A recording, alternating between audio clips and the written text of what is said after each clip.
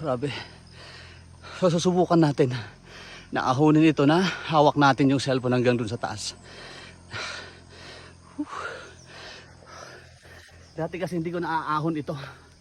Nahawak-hawak ko yung cellphone, hindi ko kaya.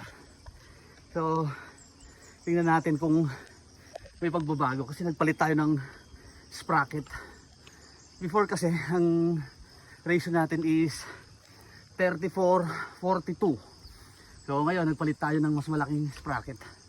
So 50 teeth ngayon hanggang iaahon natin. So hanggang sa kalahati lang dati. Habang binibidyohan ko to ay hanggang dun lang sa kalahati yung kaya kong hawakan yung cellphone dahil sa sobrang tarik. Kaya titingnan natin ngayon. Pagdating ko sa taas, kapag yung 42 yung hawak ko dati, 42 yung gamit ko, pagdating ko ng taas, comatose ako. Grabe ang bigat pala nun. So ngayon, so far hindi ko pa sinasagad, pero medyo okay pa. Yan o, sobrang tarik kasi dito.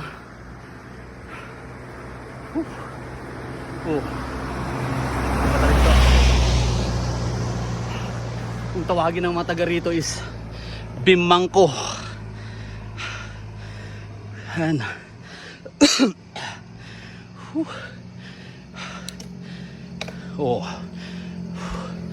So far maganda yung performance ng pinalit natin. Nakashimano tayo before. So nagtry tayo ng ibang brand, which is Z2 ultralight. Ultralight din siya. So far okay naman. Yan o. Akala ko lumakas ako pero hindi, lumaki pala yung gear ko. Pero mataas pa to. Yun, yan, kita nyo yung sasakyan na yan. Kailangan kapag loaded ka rito, bababa aahon, naka-low gear ka talaga. Yan siya oh.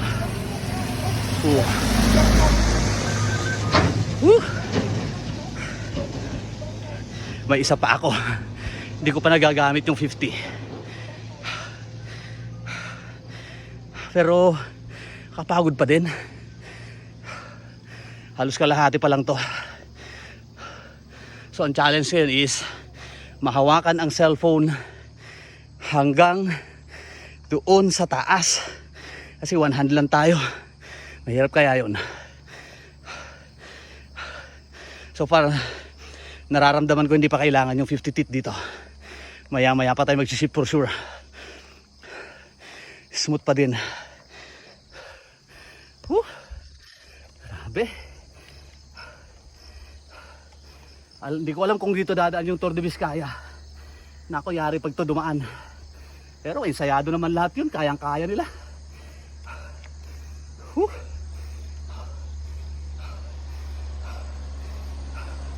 Ayan, may masasalubong tayong sasakyan. Tignan nyo, naka-low gear siya. Mabigat kasi yung karga niya. You know? Pag di nag-low gear, bubulusok yan. Tignan nyo, dahan-dahan siya oh. Parang ako lang. Parang ako lang. Dahan-dahan din. Pati ito oh. Kita nyo?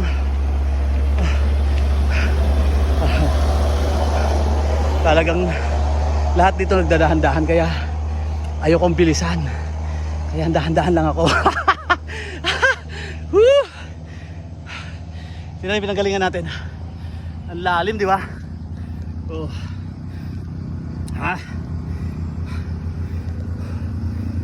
Ano? Dito tayo. Shit, meron pa.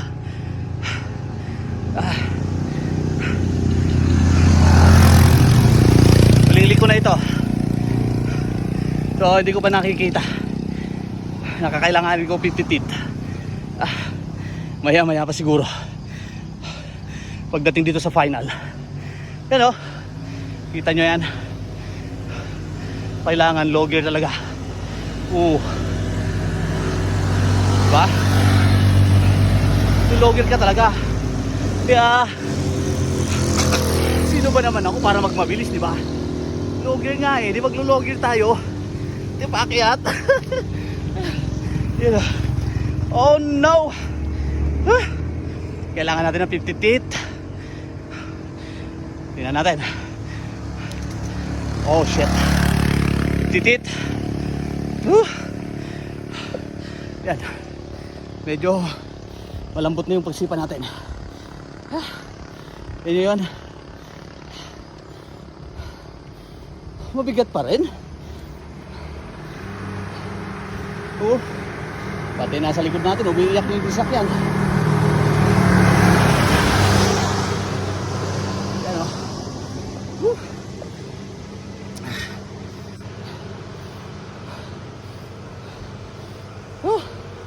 Yung gamit ko dati, yung 42 comatose na sa taas eh. Ngayon kaya, comatose pa rin kaya ako. Sabi mo 50, mabigat pa din ha. Sa akin ha, sa kagaya kong walang ensayo, mabigat talaga siya.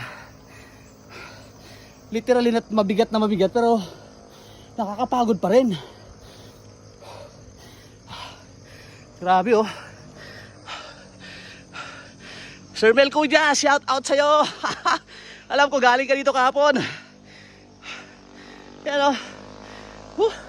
Tignan yung pinanggalingan natin. Yun. Pataas. Bababa. Pataas, bababa. Yun. Ano yung motor?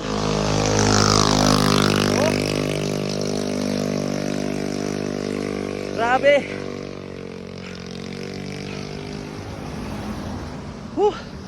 Pero ang ano naman dito is kaya nating hawakan na yung cellphone. Dati hanggang kalahati lang tayo eh. Hindi natin kaya dati.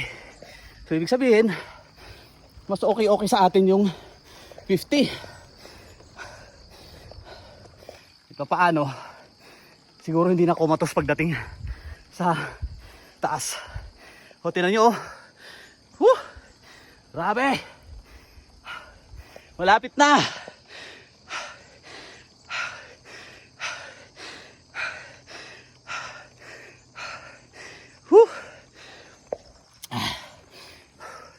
Grabe. Kasibo. Nahirapan na naman ako. Pero grabe. Solid. Ha? Napaka-solid. Dami kong pagod ah. Mga 100. Grabe. Tingnan natin yung bilin dito ah. Kaya kailangan mag-logger ka. At ginawa ko yun. Ayun o. Shift to logger. My God. Pero tingnan mo naman yung nature na bubungad sa'yo. Napakaganda. Tanggal ang pagod mo. Sabi, ang ganda. Slow gear. Kaya naman. Mas magaan siya. Naiakyat kaysa yung dating gamit ko. Hindi na ako comatose pagdating dito.